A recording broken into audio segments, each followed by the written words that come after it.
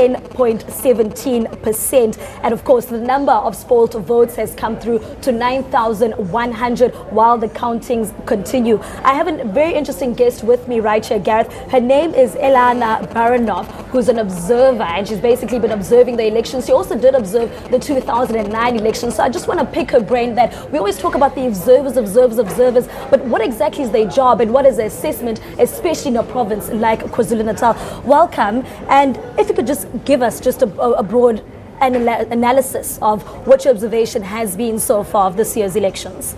Fantastic. Well, this year we had a Make Us Count team that was under the Jewish Board of Deputies. It was a 100-person election observer team based in 5 cities across 3 provinces.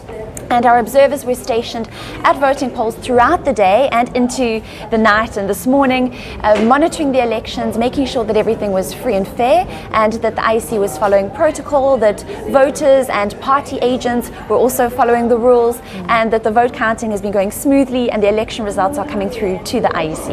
And of course, it hasn't been much of a fairly smooth election so far. In KwaZulu-Natal, we heard numerous disturbances, from roads being blocked, access points being blocked, the ink pen not being available, voters roll not being available.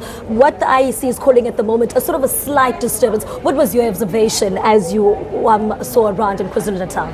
Perfect. Well, a lot of our stations had problems initially at 7 o'clock when the polls opened with the barcoded ID scanners. So there was an issue with IEC staff not being trained in how to use the scanners, and the scanners themselves running out of batteries, and these kind of logistical problems. But I'm happy to report that by about 8:30 a.m.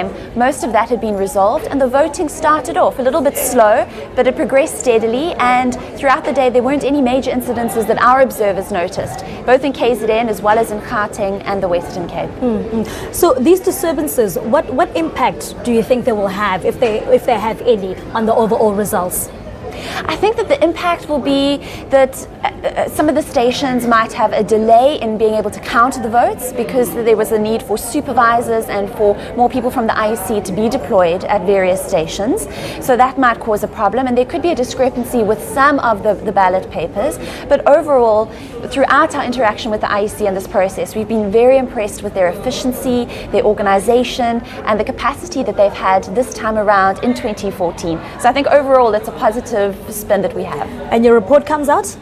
Our report is going to come out hopefully on Friday, and that's what we're going to be submitting to the IEC. Okay, so that's definitely something to look forward to, Gareth. The report will be coming out. We'll see how much of effect these disturbances that we've been seeing around KZN will affect